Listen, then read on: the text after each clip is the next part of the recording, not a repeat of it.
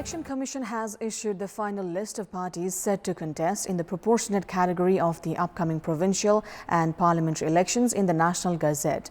With parties spending a lot more than the ceiling, elections, however, are becoming expensive and resulting in corruption and weakening good governance.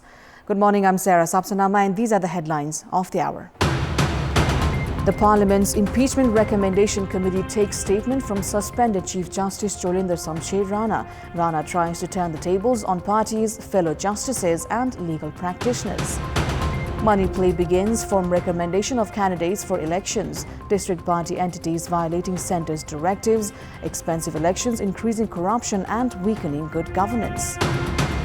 Beijing stands accused of detaining more than 1 million Uyghurs and other Muslim minorities. China calls the allegation a farce arranged by the Western powers.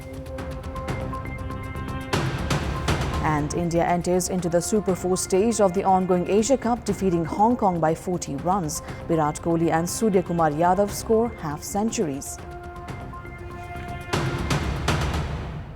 Suspended Chief Justice Cholendra Samsher JB Rana has made strong allegations against his fellow justices, top leaders of political parties and high-ranking officials of the Nepal Bar Association. At the 4-hour-long session held in Singhadarbar by the Impeachment Recommendation Committee, Rana denied allegations against him and criticized political parties, former chief justices, bar officials and other legal practitioners as well.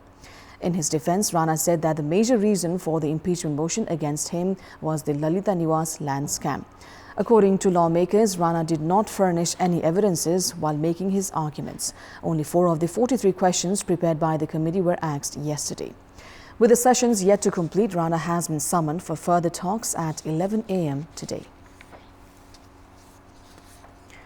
Financial transactions have increased as political parties have expedited selection of candidates for the November 20 provincial and parliamentary polls. District entities of Nepali Congress have begun collecting fees against the directive of the centre during the recommendations of the candidates. Members and cadres of CPN-UML, CPN Maoist Centre and other parties have also initiated activities to generate funds in efforts to receive tickets for the polls. Such strategies for an unhealthy race to become the party candidates have made the elections unnaturally expensive. Vinod Kayastha, who has submitted his application for candidacy from Bhaktapur Constituency 2 for the House of Representatives, has submitted 50,000 rupees for the recommendation of his name. Bhaktapur entity of Nepali Congress has set a mandatory fee of 50,000 rupees during recommendation of candidates to fund the party expenses. However, the central entity of Nepali Congress had directed against collecting any of such fees during recommendations. There are several evidences of transparent and opaque financial transactions in Nepali political parties during distribution of tickets to contest at the polls. Additional expenses during election campaigns have further made the polls more expensive. It has almost become a belief that those spending more are certain to win elections. Party leaderships have also begun making open statements regarding requiring at least a 10 of million rupees to win at local elections and tens of millions at the federal parliament. Such trends have only increased corruption after elections. Despite the Election Commission setting a ceiling for expense by candidates during the elections, such regulations are barely followed and the trend has weakened good governance. Qualified teachers are a must to ensure quality education and production of qualified human resource for any country. However, the attraction towards courses in education that produce qualified teachers has been declining in recent time. With intelligent students pursuing medicine, engineering and science, only those struggling with grades have been seen preferring the education discipline.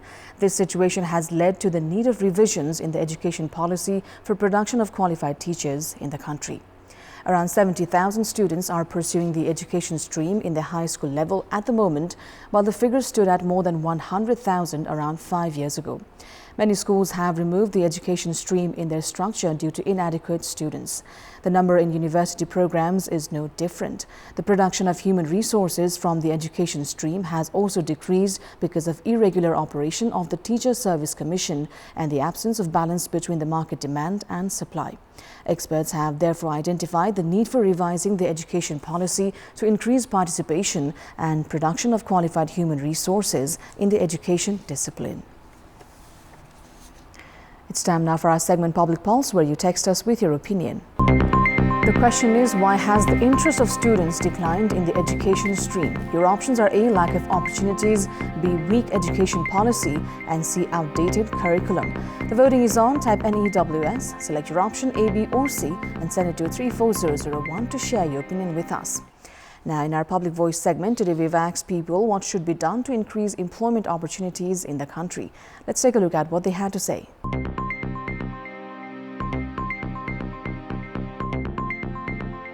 जसरी सिटिभिटीले organise गरिरहेछ नि त्यस्तै अनुसारको कुनै कार्यक्रम organise गर्दियो भने युवा स्वरोजगार भन्ने एउटा चाहिँ कोर्स छ यहाँ चाहिँ युवालाई भन्दा नि युवाभन्दा बाहिर गएको देखेँ मैले कुन क्षेत्रमा कस्ता किसिमको मेन पावर आवश्यक पर्छ तर त्यो मेन पावरलाई त्यही किसिमको प्राविधिक शिक्षा प्रदान गरेर देशका युवाहरू सबै विदेशीको अवस्था छ त्यो विदेशमा गएका पैसाहरूलाई बरु हामी कुन तरिकाबाट एकै ठाउँमा गरेर देशले एउटा नीति नियम लिएर आएर उद्योग कल कारखानाहरू खोलेर सहुलियत कर्जाको व्यवस्था गरे स्थानीय निकाय मार्फत परिचालन गर्नु नै राम्रो देखिन्छ कृषिमा लगानी बढाउनु पर्यो पर्यटन विकासको लागि पूर्वाधारहरू तयार गर्नुपर्छ आफ्नै ठाउँमा चाहिँ कल कारखाना उद्योगहरू खोल्नु पर्यो कृषिलाई आधुनिकीकरणतर्फ लग्ने हो भने पनि स्वदेशमै रोजगारी सिर्जना गर्न सकिन्छ जलविद्युत उत्पादनमा जोड दिएर बन्द रहेको कल कारखानाहरू सुचारू गराउनु पर्यो सबैभन्दा पहिला शिक्षाको गुणस्तर बढाउनु पर्यो र त्यही अनुरूपको रोजगारी सृजना गर्नु पर्यो कारखाना उद्यमी खोलेर पेसा दिनु पर्यो गाउँ गाउँमा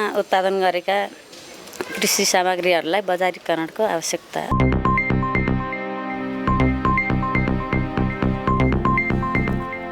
And that's all for the moment. Thank you for watching. Bye for now.